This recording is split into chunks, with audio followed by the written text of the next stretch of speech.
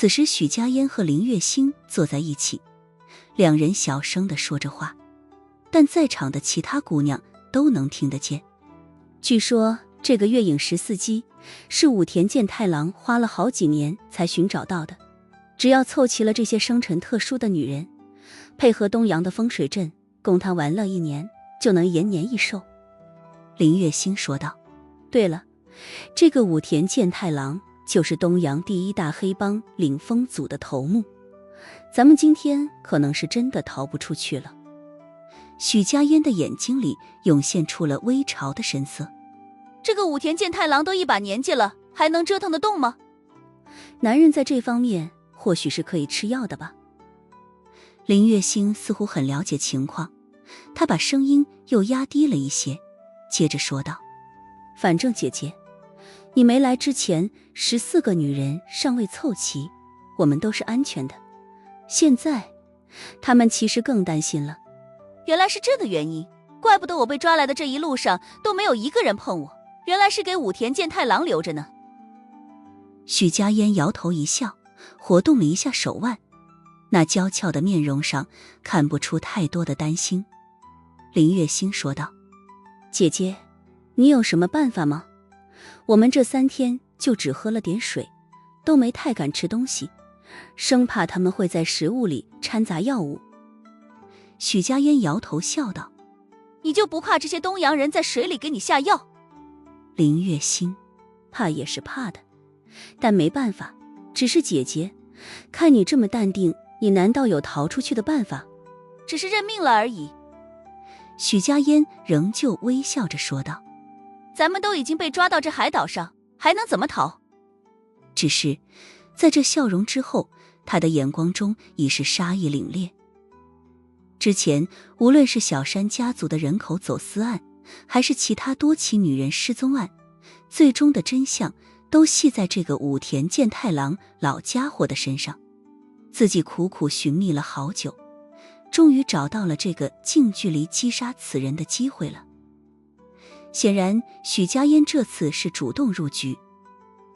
这时候4名端着枪的女性守卫走进来了，他们环视了一圈，随后喊道，全部站起来排队出去。林月星先站起来了，他对许家嫣使了个眼色，后者也顺从地站了起来。这14个女人紧接着被押到了一个巨大的玻璃房间里，而玻璃房外面有一个大沙发，沙发上坐着一个穿着和服的老人。他的个头不高，身材干瘦，须发皆白，脸上的皱纹很深，表情明显有些阴沉。此刻14个女人被一个老男人用审视和挑选的目光逐一打量着，这场景着实有点像是泰伦国的鱼缸选妃。有的姑娘过于害怕，已经开始控制不住地哭出来了。许家嫣看着面前的钢化玻璃，又看了看4名持枪守卫，哪怕脑海里再思索着解决方案，眼神里却仍旧闪动着魅惑的光。他在这方面天赋异禀，只要稍稍展现一下天赋，就能把绝大部分男人迷得5迷3道的，以至于武田健太郎的目光第一时间就落在他的身上。这个老家伙的手指隔空点了一下许家嫣，说道，把他救出来。然而这时候，那个名叫林月星的小艺人却往前跨了一步，主动说道，我和他一起去吧。武田健太郎的眼神仍旧阴沉，看不出任何的心情。他盯着林月星看了几眼，目光里的审视意味极其明显，随后摇了摇手指，按顺序来。他拒绝了。于是便有2个女性守卫走上来，左右架住了许家嫣的胳膊，准备把她从旁边的玻璃门带出去了。姐姐，小心点。林月星叮嘱了一句，为了避免自己受到更大的伤害，不要反抗。好，谢谢你。许家嫣深深地看了这热心的小艺人一眼，说道，你也要多加小心。说罢，许大小姐抬头看了一眼玻璃房外面的武田健太郎，轻轻咬了一下嘴唇，眸间的光已是渲然欲泣。这委屈惧怕的表情，配上那性感的曲线，真的很容易激起男人的蹂躏之欲。武田健太郎似乎也因为许家烟的表情而产生了强烈的感觉，他站了起来，然后脱掉了自己的衣服。在这和服里面，这老东西竟然什么都没穿。看着那干巴巴的身体，以及渐渐开始变得面目狰狞的某物，有几个女孩已经忍不住的开始干呕了。许家烟的演技爆发，眼泪一下子就飙出来了。不要！他哭喊道。武田健太郎已经露出了微笑。就在这个时候，一边突生，林月星忽然往前跨了一步，一脚飞踢出去，面前的那一面钢化玻璃瞬间爆碎了，稀里哗啦。这钢化玻璃显然不是普通人能够打碎的，看来这个小艺人被抓到这座海岛，应该也是主动入局，别有目的。下一秒，他的身影冲破了玻璃碎域，居然已经杀到了武田健太郎的身前，右手直取这老家伙的咽喉。这个动作确实快如闪电，那几名女性守卫都完全没能反应过来。许家烟的目光一下子凝聚起来，因为他看到面对如此凌厉的攻击，武田健太郎居然只是嘲讽一笑。小心！许家烟喊道。呵呵呵呵呵。这位领风组的社长居然丝毫不躲开，竟是直接抬起了那干瘦的手臂，极为精准地抓住了林月星的手腕。这一只手竟然犹如钢水浇筑的铁钳一般，直接让小艺人的攻击动作从急速变成了静止状态。在被钳住的那一瞬间，林月星几乎是本能的想要把手抽出来，可是却做不到。对方的干瘦五指牢牢抓住他，纹丝不动。林月星立刻改变打法，左拳直接轰向武田健太郎的脑袋，同时右脚撩起，狠狠踢向对方的腹部。然而武田健太郎却轻描淡写地抬起左腿和右手，同时挡下了他的双重攻击。随后这老家伙的左手成拳轰出，毫无花哨地命中林月星的肚子。砰！这一拳看起来轻描淡写，可在拳头命中的那一瞬间，巨大的气爆声随之响起。林月星发出了一声惨叫，被打得倒飞出去，撞碎了另外一面玻璃墙。可恶！林月星艰难地撑起身子，他此刻面色苍白，嘴角已经流出了鲜血，不甘心地说道：你怎么这么强？对方的老态和他所展现出来的恐怖实力简直截然相反。然而这时候武田健太郎已经晃着他的那玩意儿，光脚踩过满地的碎玻璃片，朝着林月星走了过来。在双方交手的过程里，许家烟始终静静地站在一旁，并没有立刻插手。武田健太郎蹲在了林月星的面前，拍了拍对方的脸，冷冷一笑，说道：银月的清霜，你以为你藏得很好？清霜？许家烟的瞳孔已经骤然凝缩。这个小艺人竟然是在银月组织内部颇有名气的清霜。在官职声名鹊起之前，清霜一直是牢牢占据着银月杀手在亚洲的 C 位。别看他在娱乐圈只算得上一个小透明，可在银月内部却算得上是许家烟的前辈了。银月杀手之间几乎都是互不认识的，大家基本都是单独完成任务，即便在偶尔集体联合行动的时候，他们彼此之间也不会有任何联系，而只是根据任务官的任务指令来采取行动。从晨曦之前被杜卡罗抓住，许家烟就觉得有些不对劲。而现在武田健太郎居然一眼就认出了清霜，这让许小浪不禁有种脊背发凉的感觉。如果组织里没有内奸的话，那么清霜怎么可能暴露？武田健太郎沉声说道：凑齐月影14击是为了补充我的生命力，我确实老了，感知力有所下降，不然的话第一眼就该看穿你会武功了。林月心咬着牙，他并没有再否认自己的真实身份，而是说道：你的实力和情报上不一样。武田健太郎丝毫不担心清霜会偷袭自己，他说道：我虽然是领风组的社长，但绝大部分人都不知道，我的另外一个身份是领风组的第一个高级武士，高武，这是堪比上人的实力。林月星这才明白，怪不得自己去攻击对方的时候，这个老家伙给了他一种无可撼动的感觉。你也不要挣扎了，你们银月肯定撑不过今年了。武田健太郎呵呵笑道：真以为领风组是谁都能踩上一脚的？妈，就凭你们这群不入流的垃圾杀手，也想要我的命？说着，他竟是伸出手来，直接狠狠抓住了林月星的胸口。你注定不会得逞的。林月星感觉自己被抓得呼吸不畅，胸口剧痛。你这样的人就该下地狱。说着，他运足了全身的力量，想要腾身而起。武田健太郎一声冷笑，直接化抓为掌，结结实实地拍在了林月星的胸口。噗！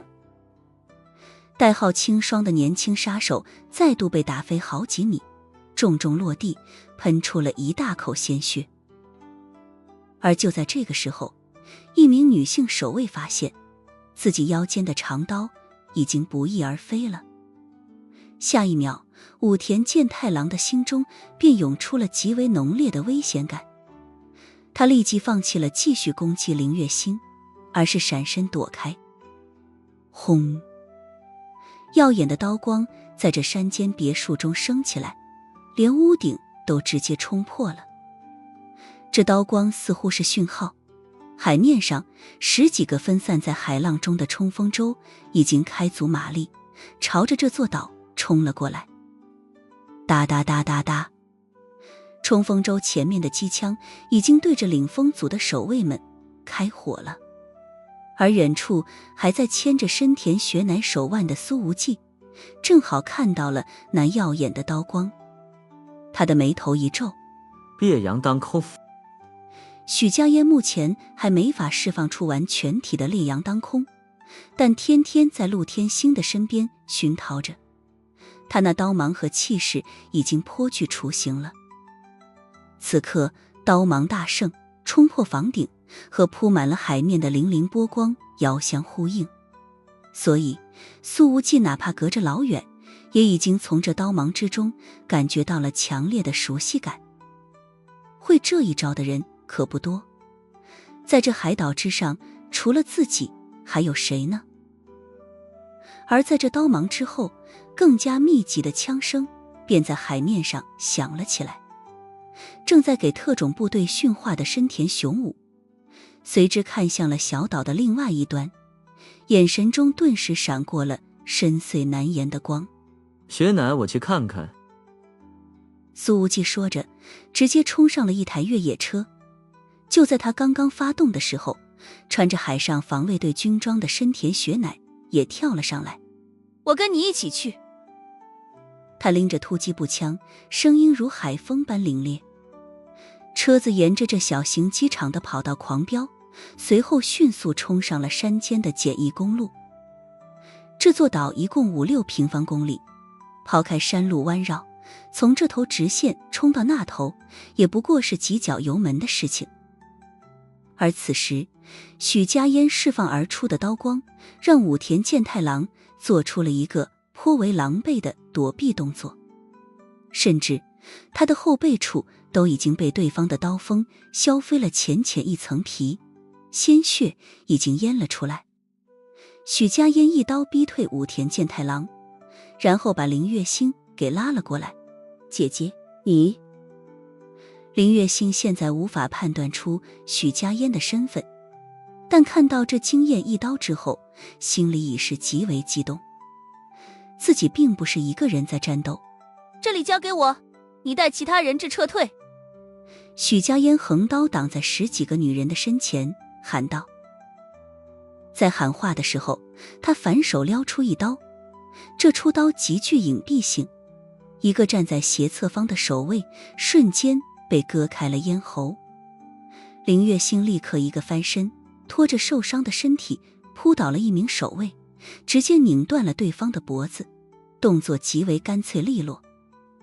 随后他拔出了对方腰间的折叠冲锋枪，对着另外几名守卫连续射击。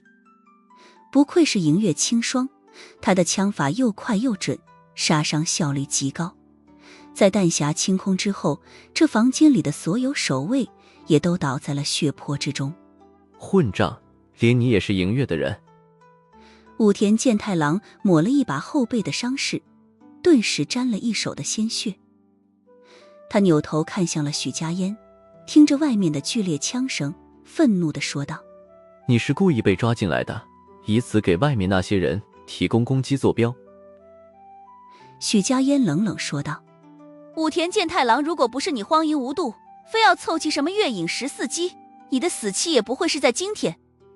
武田健太郎怒极而笑：你们这些不知死活的家伙，我虽然被亲生女儿狠狠算计了一刀，但是你真以为谁都能骑在我的头上吗？说着，他长身而起，右手狠狠拍向了许家烟。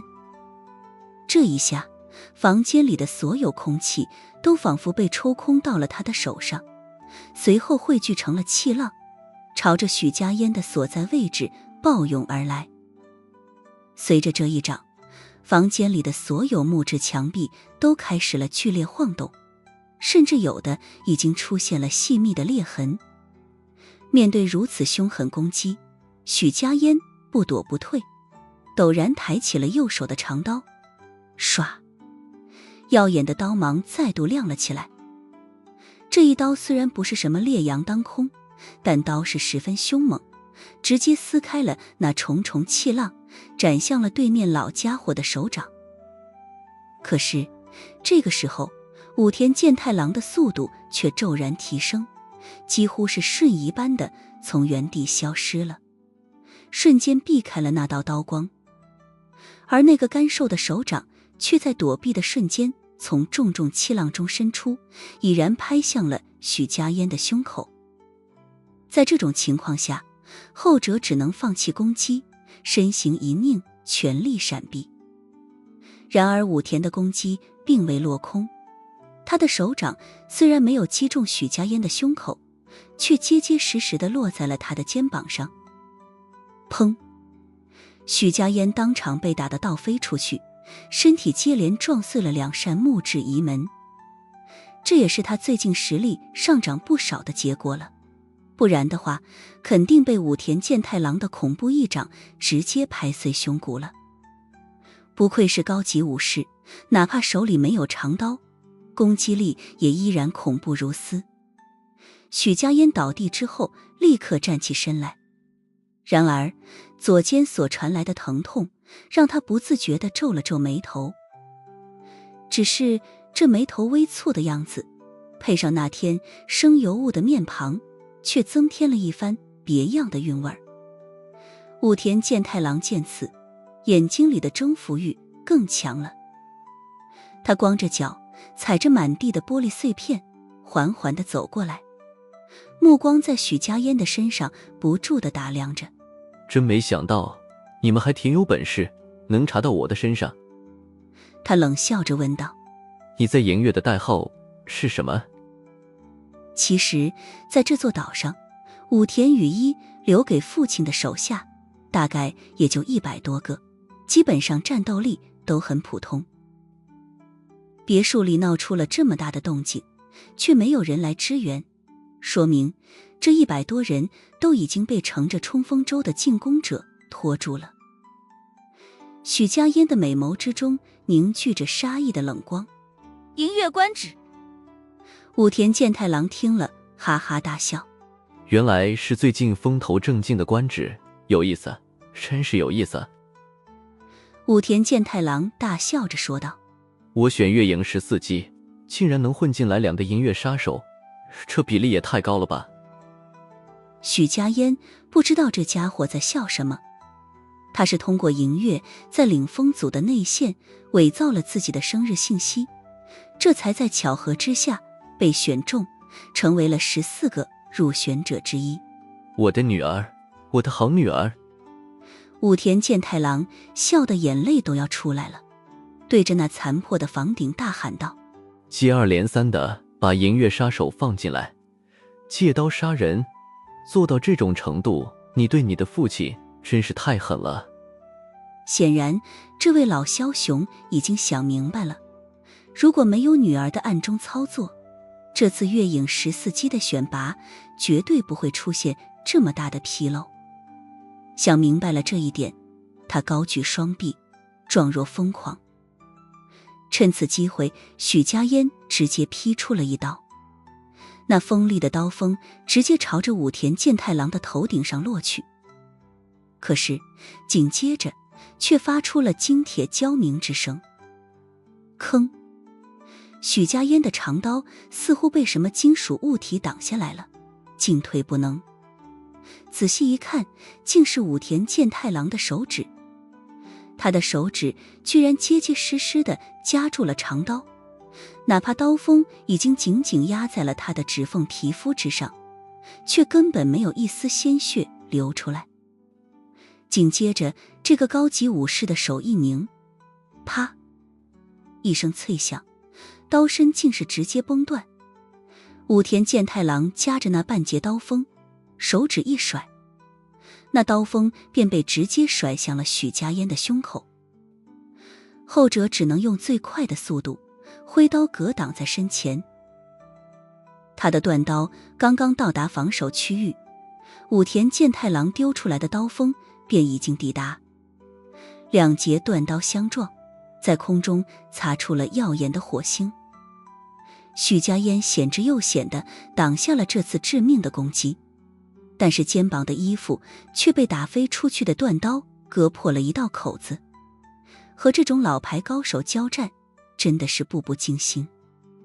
许家烟正想要调整姿态继续进攻，可是那老家伙的速度陡然提升，一记简单直接的飞踢狠狠落在了他的腹部。砰！这让许家烟觉得自己好像被一辆重卡正面撞击了一下，他直接撞碎了这山间别墅的木头墙壁，重重地摔到了院子里，滚了好几米才停下来。武田健太郎缓步走出来，他仍旧没有穿任何的衣服，激战了这么久，腹下的某物居然还是昂首挺立的，显然这不正常，肯定有着某些药物在支撑着。没想到银月里竟然还有你这样的极品。武田健太郎欣赏着那被皮衣包裹的热辣身躯，说道：不管你是不是刻意混进来的，你都有资格成为我的月影14击之首。许家烟挣扎着起身，腹部的绞痛犹如翻江倒海，鲜血不断地往喉咙处涌着，被他硬生生地压下去。老东西，你不会得逞的，他说道。除了我之外，今天起码还有4个银月杀手，以及几十名银月武装战队的精锐，你的这座岛保不住的。你们银月的情报水平真是江河日下。武田健太郎呵呵冷笑。你不知道的是，这座岛的另外一边已经成为了东洋特殊作战群的训练基地，而我恰恰是他们指挥官的大金主。你觉得特殊作战群会对这边闹出来的动静坐视不理吗？许家烟的面色微变，但还是说道：所以呢，这边打了那么久，他们为什么不过来呢？武田健太郎的表情微微一滞，随后他的表情里重新充满了愤怒。武田雨一，我真是生了个好女儿。他还以为特殊作战群发生了这样的变故，一定是自己的宝贝女儿搞的鬼，不然的话，以自己对黑崎静司的巨额资助，后者肯定会第一时间就赶来了。怒气值在飙升，武田健太郎浑身的气势已经开始飙涨，整个人犹如一座即将喷发出来的活火山。今天你们全都要给我死！他大吼着扑向了许家烟。然而这时候，无比强烈的危险感已经从武田健太郎的心底暴涌而出。之前许家烟在用出烈阳当空这一招的时候，武田的心中也产生了危险感，但此刻这危险感的浓烈程度是之前的10倍以上。在做出躲避动作的时候，武田健太郎分明已经看到对面这个银月杀手的漂亮眼睛里涌现出了难以置信的惊喜之意。唰，紫色剑芒骤然闪过，武田健太郎的后背上直接飙起了一道鲜血，巨大的血口子从他的左肩直劈下来，一直延伸到了后腰处，整个背肌已经全部被割开了。这虽然还远不是致命伤，但对于武田这种步入高级武士境界多年的高手来说，简直是极致的侮辱。武田健太郎扭头看着这个手持紫色长剑的年轻男人，眼神骤然间涌现出强烈的恨意。他失声吼道：混蛋，竟然是你暗影天王！虽然这是现实生活里第一次见到苏无忌，但武田健太郎对这个青年的形象可是一点都不陌生。最近领风组的巨变都是因你一手造成的。武田健太郎的眼睛里满是浓重的杀意，咬着牙说道：我正苦于没有诛杀你的机会，今天你又主动送上门来，很好很好。苏无忌之前也看过武田健太郎的照片，这次居然能直接在这座岛上见到真人，确实还挺意外。他笑着说道：之前是觉得一时半会儿找不到你，才没把你的名字放到死亡名单里，现在正好遇到，咱们俩的缘分还真是不浅呢。他越是这样笑，武田健太郎眼睛里的神情就越是阴沉。亲爱的，你帅死了！许家烟的眼眸亮晶晶的，忍不住地喊道。只不过这一张嘴，他的嘴角便有一丝鲜血溢出来，让那苍白的容颜多了几分动人的凄艳。苏无忌一看他受伤的样子，便没好气地说道：下次再这样，别指望我救你，连武田健太郎都敢刺杀，你知道自己的深浅吗？许家烟眉开眼笑：我不知道，但你总有一天会知道的。苏无忌盯着武田健太郎，恼火的一跺脚：吵浪死你算了。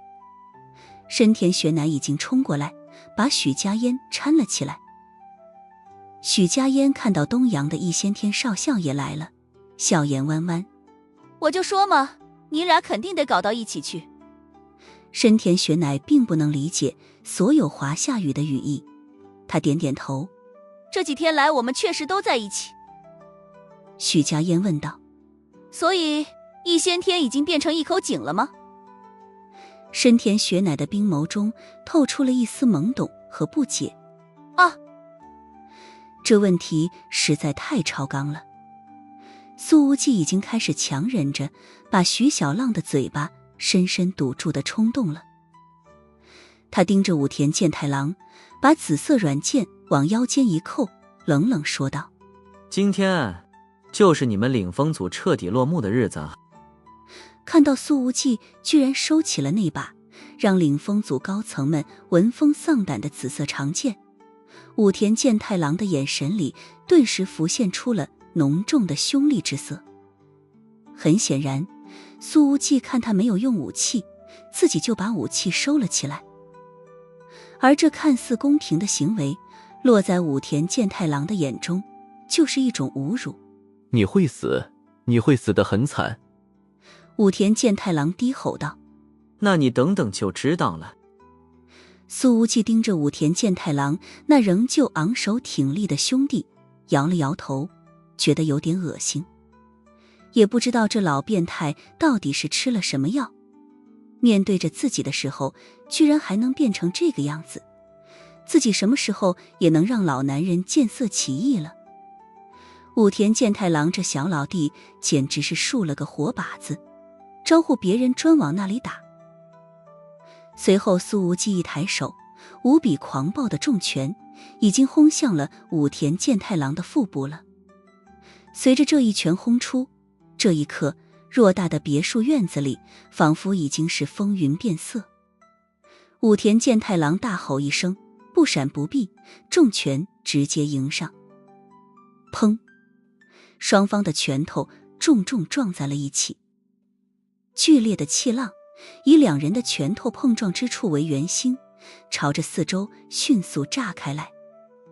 整个院子里已是泥土纷飞，所有的绿植全部当场爆碎。深田雪乃知道这不是自己和许家烟能介入的战斗，于是立刻拉着许小浪退了出来。此时外面的银月成员们还在进攻着，还有几个领风组成员在负隅顽抗。深田雪乃随之抬起枪口，几个精准的点射直接从背后收割了他们的性命。而那位银月杀手青霜正靠在别墅的围墙上大口喘息着。之前和武田健太郎的交手让他的胸腔受了不轻的内伤，此刻嘴角都满是鲜血。许家烟问道：那些女人呢？青霜抬手指了指：都在那边呢。其余12个女人全部蹲在花园中间，一个个吓得魂不附体。你的名字真叫林月心？许家烟问道。青霜点了点头：当然，户口本和身份证上都是这个名字。姐姐，你可真厉害，这次没有你，我就没命了。许家烟说道。银月杀手更擅长隐匿暗杀，伪造现场，不适合这种正面强攻，尤其是对手还是深不可测的高级武士。如果以后你还干这一行，就尽量不要这么做。林月心看着面前的性感女人说道。姐姐，你怎么对银月这么了解？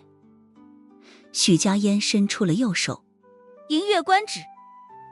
林月心的俏脸瞬间布满了恍然和惊喜的笑容。没想到你就是最近大名鼎鼎的官职姐姐，我早该意识到这一点的。许家烟微微一笑说道。你谦虚了，严格说来你才是我的前辈。林月心说道。我就是入行早罢了，都是小打小闹，我做的那些事情就算是全部加起来，也不如官职姐姐这几个月辉煌。这确实也是事实。许家烟这连续几次给杜卡罗造成的重创，其他银月的杀手加起来都拍马不及。虽然有些功劳其实是苏无忌的，但最终都算到了官职的头上。在两人聊天的时候，院子里那剧烈的气爆声始终不绝于耳，显然两人皆是毫无花哨的硬碰硬，打得极为激烈。许家烟扭头看了看，看到苏无忌没有吃亏，于是说道：这一次我们能碰面纯属巧合，你的那条线上有内奸。他是通过任务关联系了几个杀手集体行动，里应外合，而武田健太郎并未察觉，但林月星这边却是单独行动，反而遭到了出卖，当场就被这领风组社长认出来了。林月星点了点头：我估计是被出卖了，不然武田不可能直接喊破我的名字。只是如果有内奸，应该也是藏在欧洲的银月总部，一旦启动调查，必然会遭到此人的警觉，说不定反咬一口。许家烟说道：我可以帮你。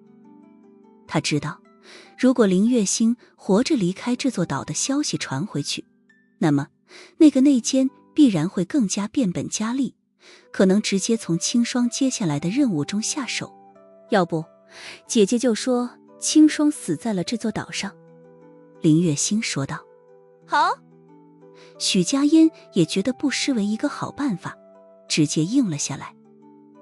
紧接着，轰，院子里又响起来了巨大的爆鸣声，一个身影撞碎了院墙，倒飞而出，滚出了10几米，正是一丝也不挂的武田健太郎。他躺在地上，胸口已经明显凹陷了下去，肩膀和胳膊全都骨折变形了。显然，这些都是苏无忌那些拳拳到肉的重拳所致。而之前因为某种不知名原因而始终保持昂首挺胸状态的小老弟，此刻也是彻底蔫巴了。仔细看去，甚至还有鲜血从那小孔里不断地流出来，而那子弹带更是已经彻底瘪了下去，绝对受到了超级重击。许家烟忍不住地喊道：干得漂亮！这时候，苏无忌从院子里迈步走出来，他的气息平稳，脚步不乱，甚至嘴角都没有一丝一毫的鲜血。混蛋，苏无忌！武田健太郎的嘴角不断往外溢出，那英质的脸上已经毫无血色了，眼睛里却仍旧充满了恨意。你和我的女儿注定都要下地狱。你的女儿？这句话的信息量着实太大，让苏无忌愣了愣。你说的是武田雨衣？他还以为这父女俩关系很好呢。如果不是他，我又怎么会被困在这种地方？武田健太郎咒骂道：你们世门互相勾结，不得好死。我什么时候死我不知道，但我知道的是你很快就要死了。苏无忌说道。苏无忌相信，从武田雨衣把老父亲困在这个岛上开始，就已经预见到这种场面了。但作为一个女儿，居然能眼睁睁地看着自己父亲被人搞死，这性子也是够狠的。而这时候，一道声音响了起来：无忌，你杀了他会有麻烦，把他交给我。竟是深田雄武。他已经带着亲卫队及时赶到了这里。苏无忌眯了一下眼睛：深田上将，你在保他？深田雄武笑着摇了摇头：武田健太郎这个老东西和我作对了这么多年，做梦都恨不得杀了我，你说我凭什么要保他呢？苏无忌微微一笑：那好，就交给深田叔叔。深田雄武对这个称呼很满意，他说道：放心吧，无忌，我从他嘴巴里掏出来的所有东西给你50%。苏无忌说道：看少了我要80%。深田雄武笑了起来：好，无忌，这么多年你是第一个跟我讲价的人，我同意，那就80%。深田学乃忽然站到前面，冷冷说道：武田健太郎是被无忌所伤，应该100%全给他。深田雄武看了看面无表情的女儿，随后笑着说道：就听雪乃的，100%。深田雪乃毫不客气，碎冰般的眼光里写满了坚持。好，我会监督你的，将军。许家烟在一旁全程旁观此景，眼睛里满是八卦的神情，小声嘀咕着：啧，真是有意思，这俩人进展到什么程度了？难道真的已经睡过了？这才几天不见，雪娃娃都变成护肤宝了。紧接着，他的目光落在了深田雪乃那很翘的后曲线上，看着对方那非常自然的走路姿势，又忍不住地说道：奇怪，应该还没发生什么呀，不然易先天受了伤，前几天肯定不能像这样走路的。徐小浪当然想不到，是深田雪乃的父亲主动把女儿推到了苏无忌的身边，而且深田雪乃刚刚在帮助苏无忌跟老爸讲价的时候，其实心中是有点较劲的。你不是把我作为战利品给了苏无忌吗？那我就为了他说话。深田雄武随后便看向了自己的秘书，淡淡说道：以军部的名义发通知，就说已经活捉策划恐怖袭击的头子武田健太郎。景田浑身一震，立刻说道：是，我立刻去安排。他太知道这个消息一旦发出去，究竟会在政坛引起怎样的震动了。而深田雄武这么做，也是替苏无忌吸引了相当一部分的活力。走，先去我家里休整。深田雪乃看着许家烟，又看了看受伤颇重的林月星，你也一起去。这时候，苏无忌收到了一条消息。严格来说，这是一条阅后即焚的闪信，只要阅读完再退出，就找不到这条信息了。信息的内容只有一句话：你在东阳的表现，值得我说一声佩服。我很期待和你的下一次较量。署名：武田羽一。到了深田家族的庄园，来自营月的2名漂亮杀手便开始接受全身检查了。许家烟倒是还好，肚子虽然挨了一下重的，但静养几天就问题不大了。而林月星的伤势不轻，胸骨断了几根，肺部也有内出血的情况。不过这个小艺人能用胸口硬生生抗住高级武士的一掌，也说明他的实力相当不错了。东阳的人口拐卖应该暂时告一段落了。许家烟坐在餐桌前，喝着味噌汤，揉着还有些疼痛的肚子，对苏无忌撅了撅嘴：亲爱的，这次多亏你了呀。在此之前，营月方面花了很长时间才调查到，这领风组居然是整个东阳参与人口拐卖的最大势力。他们仗着自己的人数多，武力强，极为嚣张地在亚洲各国贩卖女人。这条黑色产业链每年给武田健太郎提供了极为巨大的利润。之前几乎被苏无忌团灭的小山家族，也是生活在领风族羽翼之下的分支势力。苏无忌和深田雪乃此刻并肩坐在餐桌旁，而一脸苍白的林月星则是占据了4人餐桌的最后一个位置。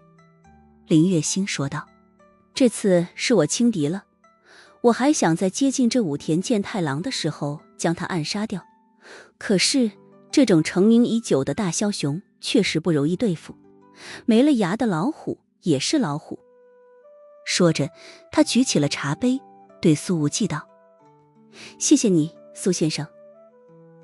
苏无忌点点头，没好气地说道：我已经习惯了，你们银月的传统就是不自量力。他这句话其实是说给许家烟听的。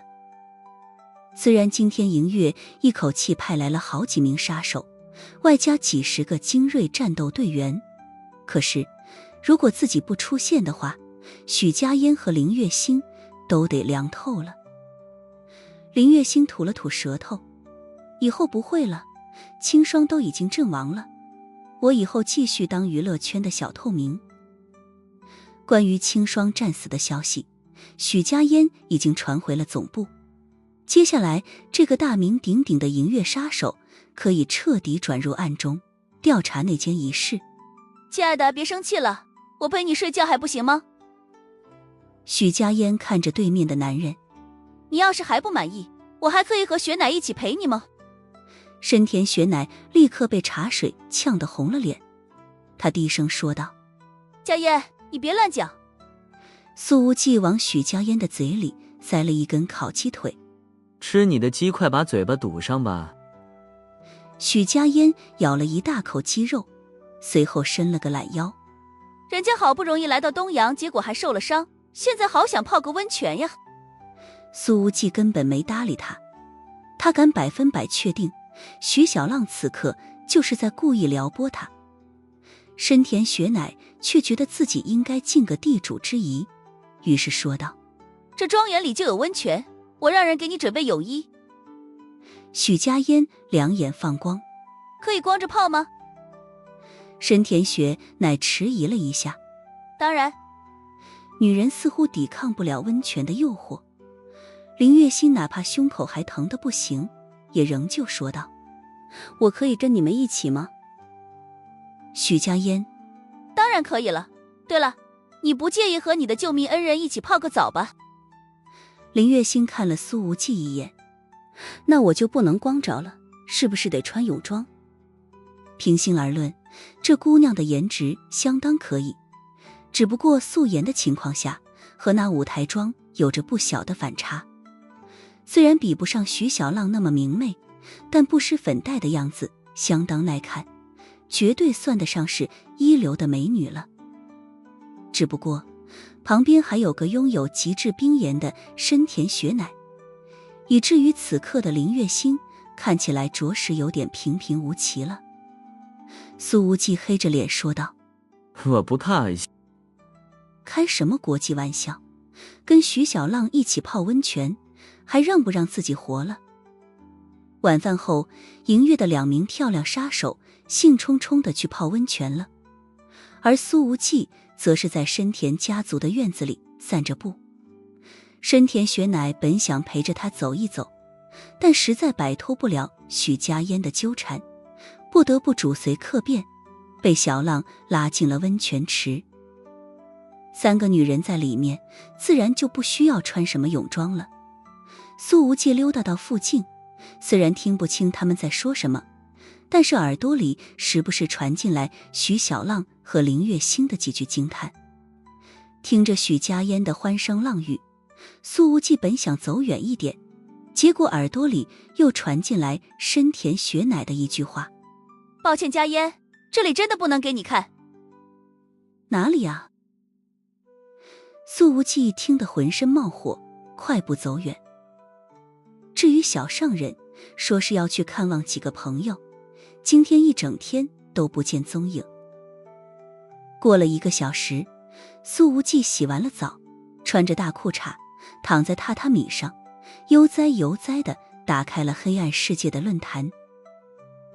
可他没想到，论坛这个时候居然还处于流量的巅峰状态。而让论坛如此热闹的消息是，东洋军部宣布领风组社长武田健太郎被成功抓捕。这就意味着东洋军部直接和领风组这个无孔不入的巨无霸硬碰硬了。这几天来，由于苏无忌的缘故，西方黑暗世界的目光居然始终被东亚吸引着，放在以往也是难得一见的奇景了。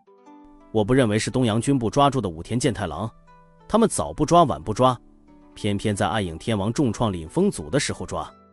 我觉得也是，这次肯定是影子击败了武田健太郎，然后顺水推舟给东洋军部送了个人情，跪求暗影天王返回黑暗世界。他不在的这些日子里，咱们这边可太冷清了。苏无忌见此咧嘴一笑，呵呵，在华夏待着多舒服，我为什么要回去？他已经给自己和小上人订好了明天回华夏的机票了。这一趟东洋之行总体收获可不算小了。这时候，穿着一身浅色和服的深田雪乃缓缓走进了房间，跪在了苏无忌的身边。他泡完了温泉，俏脸红扑扑的，眸子里碎冰似乎已经完全融化，要变成水滴出来了。苏无忌还是第一次见到她这般模样。这姑娘之前在温泉里究竟是被许家嫣怎么折腾的？刚刚许家嫣对你做什么了？苏无忌忍不住地问道。我还听到你说什么亚麻爹的。深田雪乃的头更低了，脸更热了。他抿了抿嘴，犹豫了一下，终究还是没有回答。苏无忌说道：我用脚趾头都能猜出来他喊你什么，要是再喊你什么一先天的，你就直接动手揍他，他不一定打得过你。啊！深田雪乃瞪大了眼睛。苏无忌自知失言，一摆手：嗨，我都是听许家嫣说的，我也没见过。你还不如不解释。房间里陷入了沉默。无忌，我知道你明天就要走了。良久之后，深田雪乃才再度开口。说话间，他把散落在侧脸的短发挽到了耳后。是啊。苏无忌随口来了一句，可惜相聚总是短暂的，还怪舍不得你的。然而往往渣男随口说的话，却会被某些经历单纯的姑娘当真了。哇！深田雪乃的脑海里忽然回想起父亲所说过的那些将他推远的话，于是低着头，眸光垂落地面，很认真地说道：相聚确实太短暂了。早点去华夏做客，我亲自提供地陪服务。苏无忌笑眯眯地说道。深田雪乃虽然低着头，但是眼睛里已经闪过了一线期待。你也可以再来东阳，我也给你当地陪。那算了吧，对我来说东阳这地儿太不安全了，我这次折腾得太厉害了，不知道有多少人恨我入骨，我以后还是少来。苏无忌笑着说道。深田雪乃似乎有很多话想说，但又不知道从何说起。他沉默了半分钟，才再次开口：这里也有人很欢迎你。雪乃，其实你是个善良的姑娘，但不要为了某些老家伙太勉强自己。苏无忌话锋一转，说道：你首先是个人，其次才是军人，要为自己而活。他口中的老东西，指的显然是心思深沉的深田雄武。谢谢，我知道了。深田雪乃重新抬起头来，眼眸亮晶晶的。无忌，你是我真正的朋友。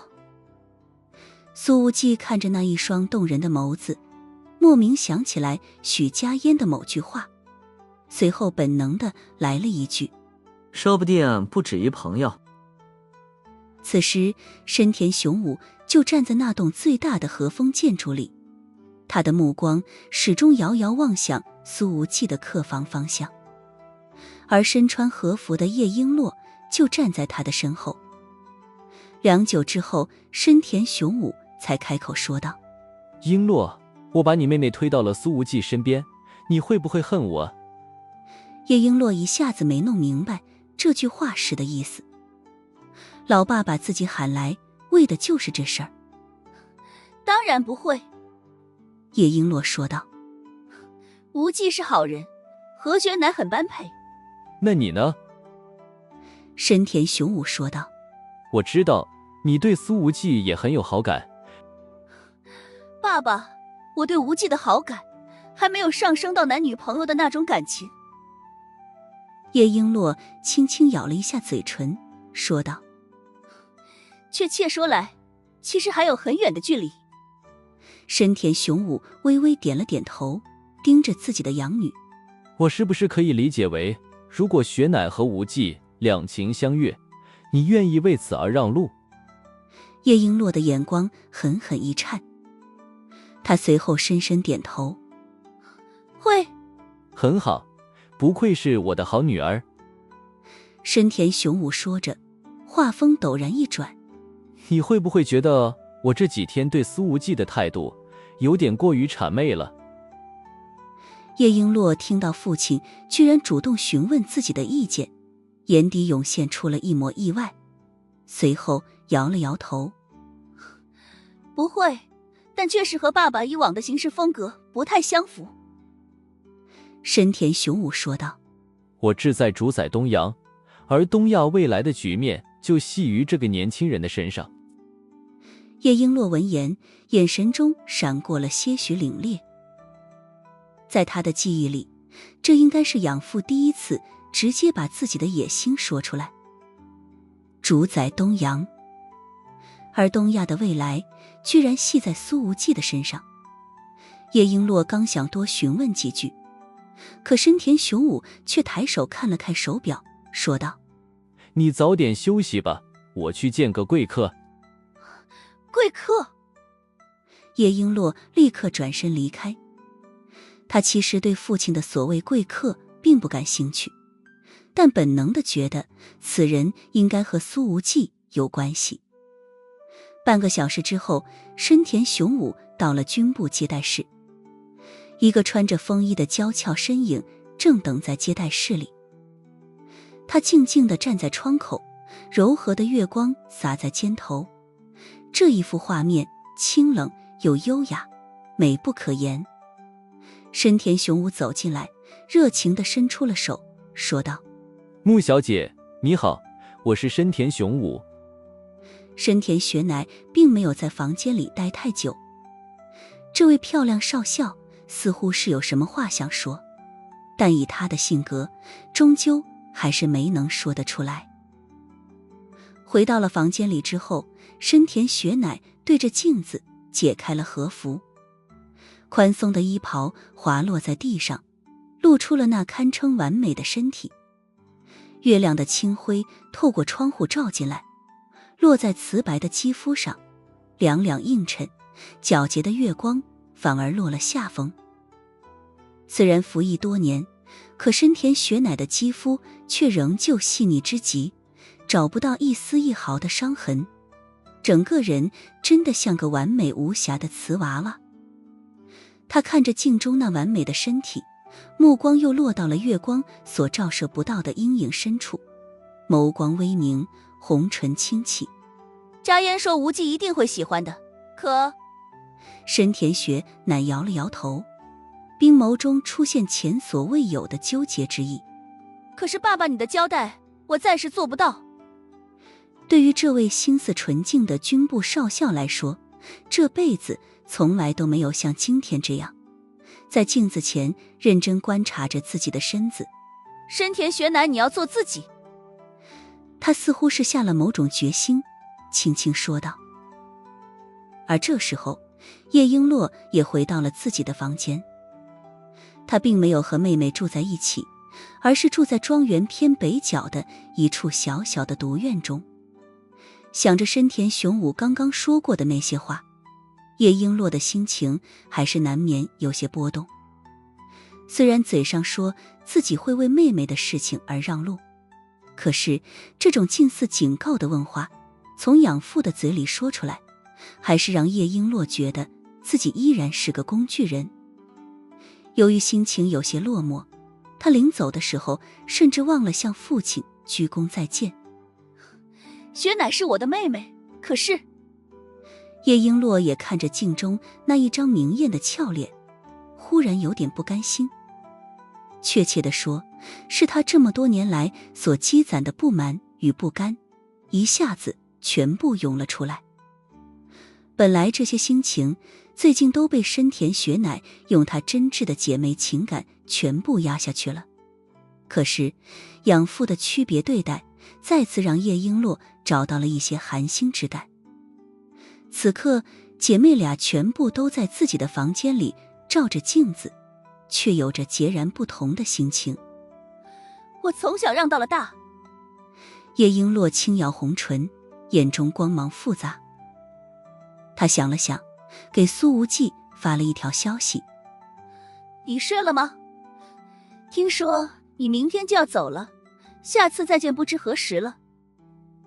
苏无忌的消息很快便回了过来：这才几点，睡觉还早着呢。雪乃刚从我这儿走，出去找个地方坐一坐吧。叶璎珞说道。你这次来东阳，我们都没能好好聊聊天。很危险。苏无忌说道。这里是你的地盘，都听你的。叶璎珞隔着窗户看了看深田雪乃房间的方向，说道：我去庄园门口等你，那台白色雷克萨斯是我的车。苏无忌回道：行，门口见。叶璎珞走出去的时候，正好看到两个穿着和服的漂亮女人正互相挽着胳膊从温泉池的方向走过来。这两个迎月的漂亮杀手居然泡到了现在。此刻他们的潮湿的头发垂下来，肌肤映着月光，身上缭绕着沐浴液的香气，在这样的夜晚很是撩人。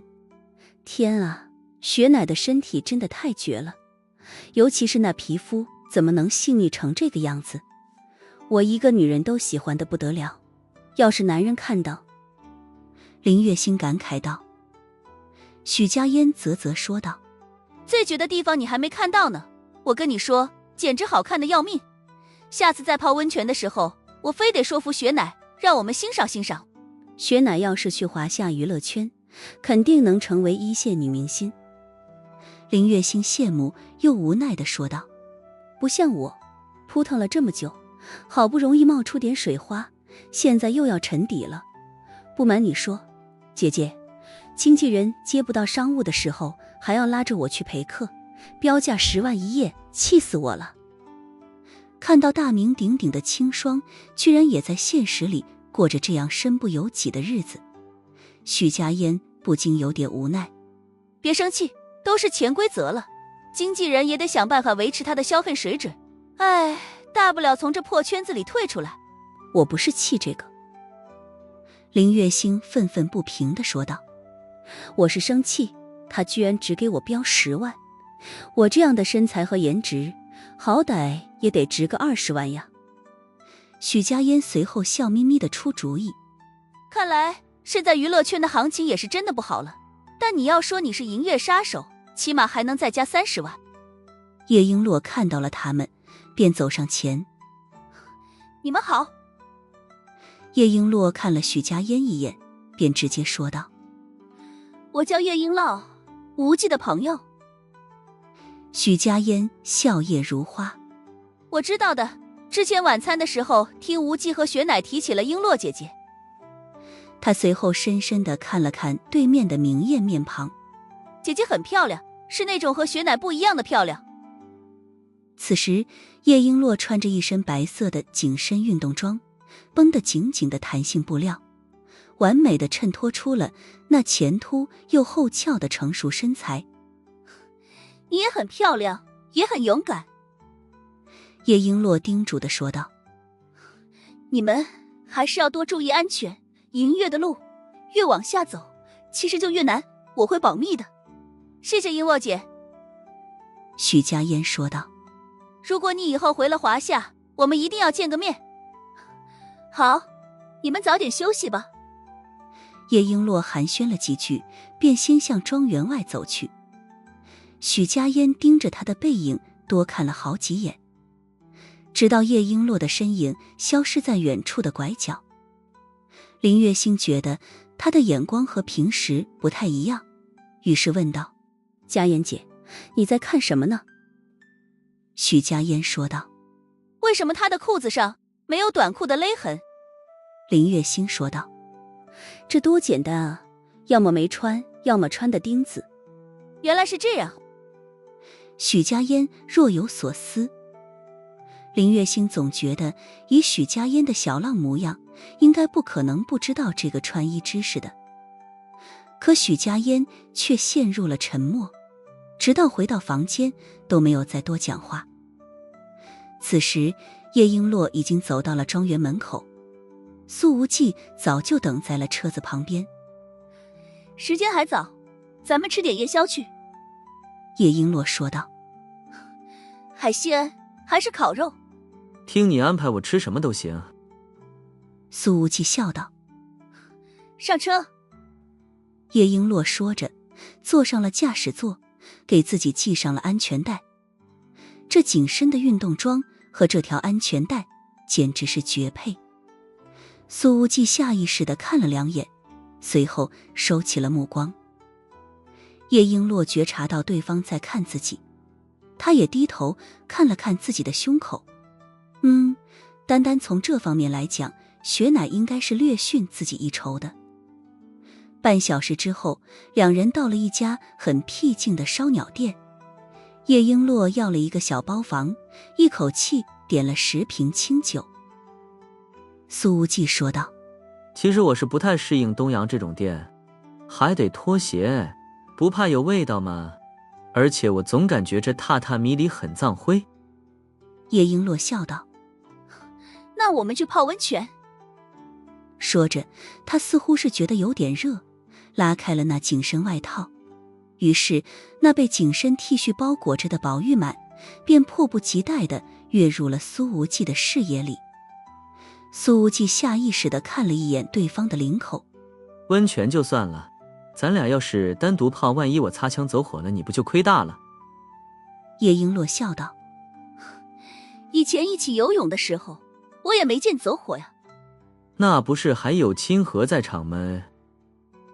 苏无忌说道：来，喝酒吧。叶璎珞直接把几瓶清酒全部打开了。两人边喝边聊，10瓶酒很快就空了。